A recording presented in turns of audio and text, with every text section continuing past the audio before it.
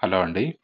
ఇక్కడ యాక్చువల్‌గా మనకిప్పుడు ఏదైతే ఈ ఇండియన్ కాంట్రాక్ట్ యాక్ట్ ఉంది కదా! ఇండియన్ కాంట్రాక్ట్ యాక్ట్‌లో ఎక్కువగా మనం వినే పదం బెయిలరు, బెయిలీ, పవనర్ అండ్ పవన్ అని వింటాం మనం.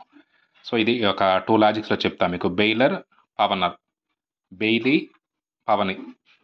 ఇవి ఎలా మనం గుర్తుపెట్టుకోవచ్చంటే, ఒక ఎవరైనా ఒక క్లయింట్ ఉన్నారు. క్లయింటు అడ్వకేట్‌కి కొన్ని డాక్యుమెంట్స్ ఇస్తాడు. క్లయింటు అడ్వకేట్స్ డాక్యుమెంట్స్ ఇస్తాడు. అడ్వకేట్ ఏం చేస్తాడు? వాటిని సెక్యూర్‌గా డాక్యుమెంట్స్ మొత్తాన్ని దాస్తాడు. సో, దాచినంత అలా కాదు కదా! దాచి తిరిగి ఎవరైతే క్లయింట్‌కి తిరిగి రిటర్న్‌లో ఇచ్చేయాలి కేసు క్లోజ్ అయిపోయినాక. అంటే క్లయింట్ ఏం చేస్తాడు?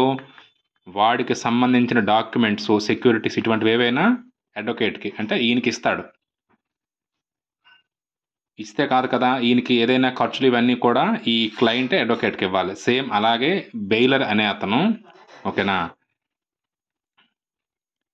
బెయిలీ అనే అతను ఏంటైతే బెయిలీ. సో, ఇప్పుడు ఈ క్లయింట్ అండ్ అడ్వకేట్ ఎగ్జాంపుల్ మీకు అర్థమై ఉంటది.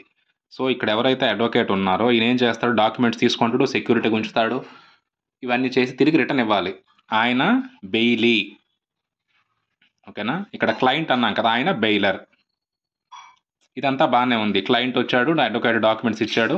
ఇచ్చినాక రిటర్న్‌లో మళ్ళీ ఇవ్వాలి. ఈయనకి ఈ చార్జెస్ ఇవన్నీ కూడా పే చేయాలి. ఇదంతా అంటే సెక్యూరిటీగా ఈయన ప్రాపర్టీని ఈయనకిస్తాడు. ఇదంతా బానే ఉంది. మరి పవనర్ అండ్ పవని అంటే ఏం లేదు. ఈ బెయిలీ అన్నాంగా మనం. సో, ఈ లోన్‌కి ఏదైతే బెయిలీ అంటే అడ్వకేట్ పొజిషన్‌లో ఉన్నతను ఈ పవనే ఉన్నాడు కదా! ఈయన